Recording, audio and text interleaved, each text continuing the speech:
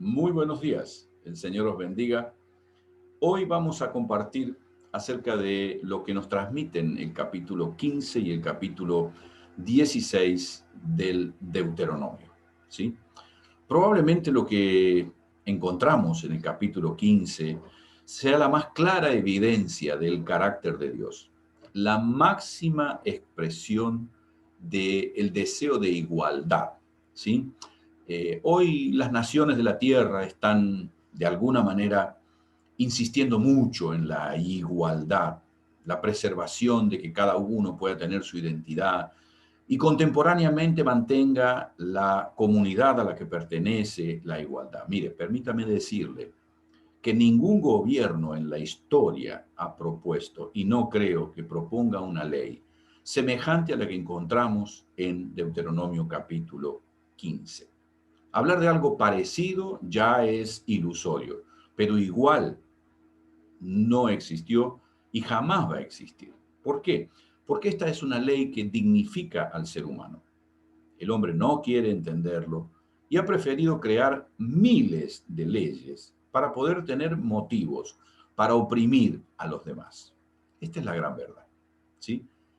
Mire, cada 7 años harás remisión, dice el capítulo 1.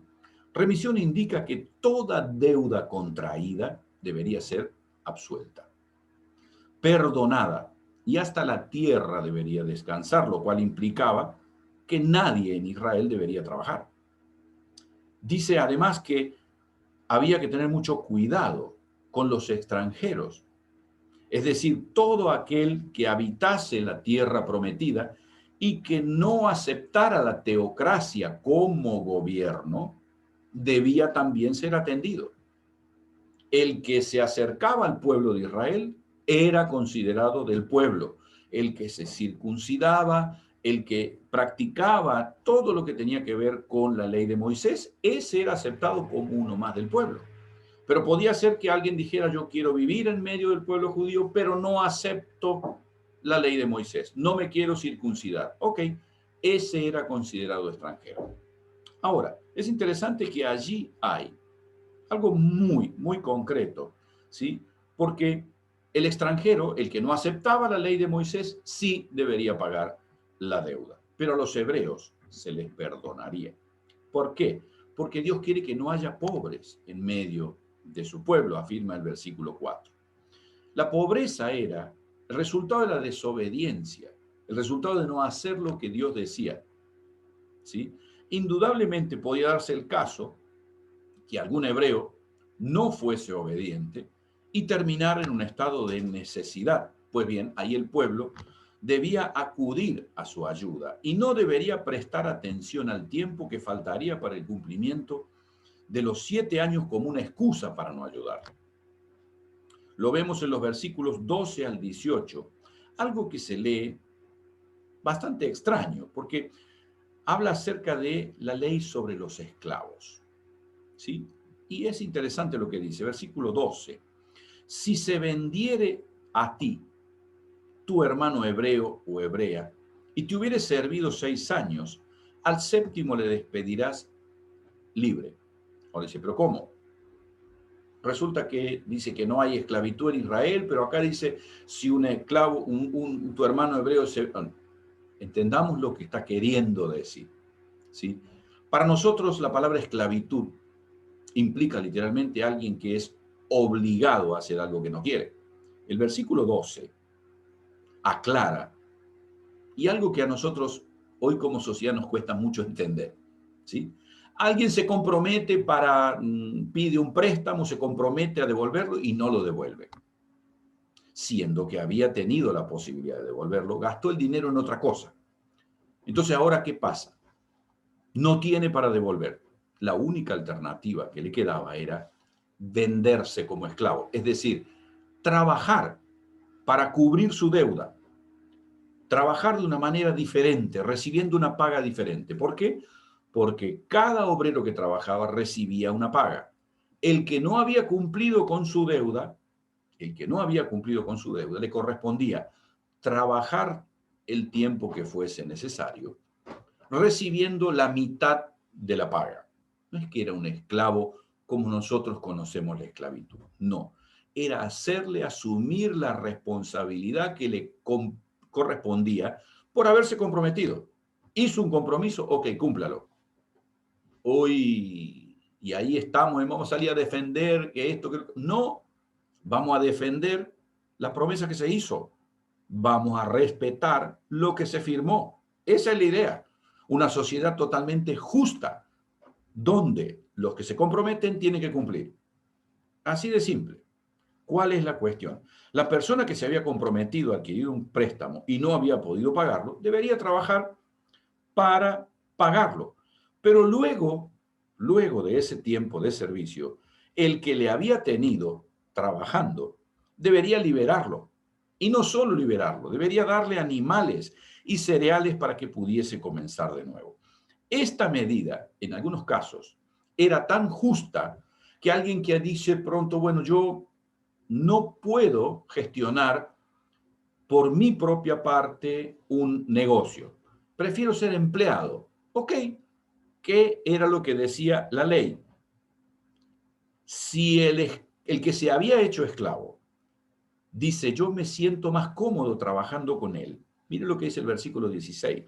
Si él te dijere, no te dejaré, porque te ama a ti y a tu casa, porque le va bien contigo. Es decir, el que había elegido ser esclavo estaba siendo tratado tan bien por su amo, por su empleador, mejor para nuestra concepción de la palabra, ¿sí? En lugar de ser un empresario, decidía ser empleado. La palabra correcta, la traducción actual más correcta, no es esclavo, sino empleado, ¿sí? Y se quiere quedar trabajando contigo, pues bien, debería manifestarlo y entonces, ¿qué se haría? Un agujero en la oreja aquí, ¿sí? Donde de alguna manera tuviera ese hueco, significaría que él había querido seguir como esclavo, como empleado, voluntariamente, ¿sí? Toda una profecía encarnada en nuestra relación con Dios. Siempre que hablo acerca de esto, me viene a la mente la historia de Policarpo, uno de los mártires de la iglesia primitiva. Este hombre con más de 80 años dice que estaba frente al cónsul y este hombre era un hombre muy respetado dentro de su comunidad.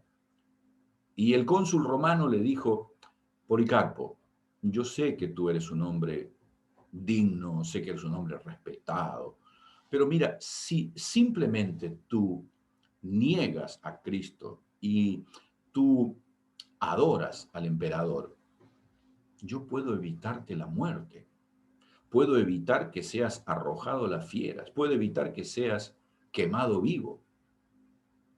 Y Policarpo le responde al cónsul, ¿cómo podría yo negar a aquel que tanto bien me ha hecho por más de 80 años? El resultado fue que lo quemaron vivo.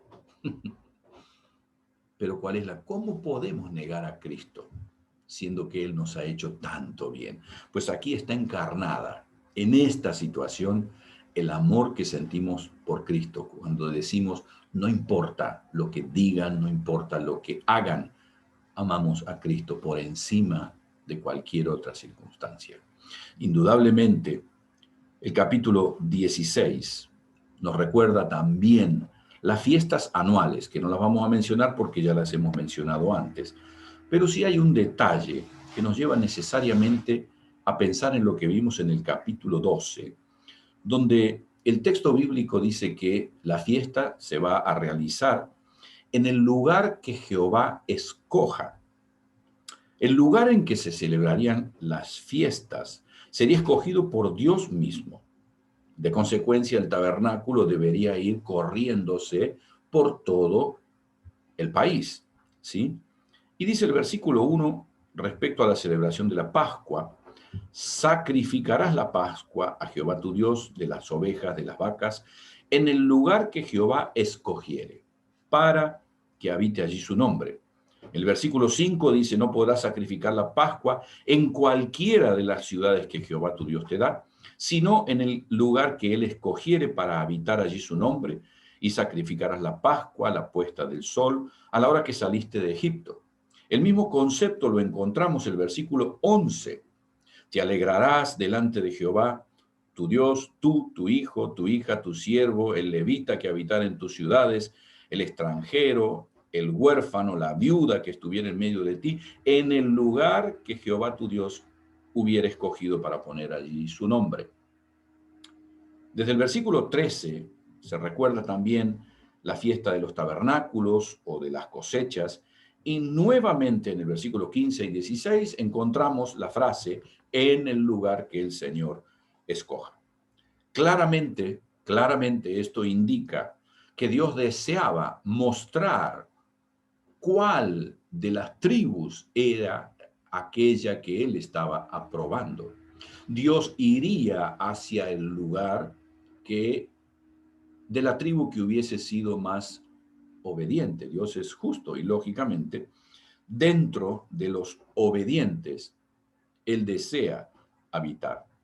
Y también esto implicaba que ninguna tribu pudiese ser o sentirse superior una a otra. De alguna manera, lo que Dios estaba buscando es que, conforme a la bendición que Él otorgaba, toda la gratitud sea para Él. Toda la gratitud sea para Él. La gratitud individual redundaría en una gratitud y una bendición a nivel de toda la comunidad, ¿sí? Y finalmente, nuevas exhortaciones contra la justicia propia, contra la idolatría y el respeto máximo por la justicia de la palabra. No tuerzas el derecho, no hagas acepción de personas, ni tomes sobornos, porque el soborno ciega los ojos de los sabios.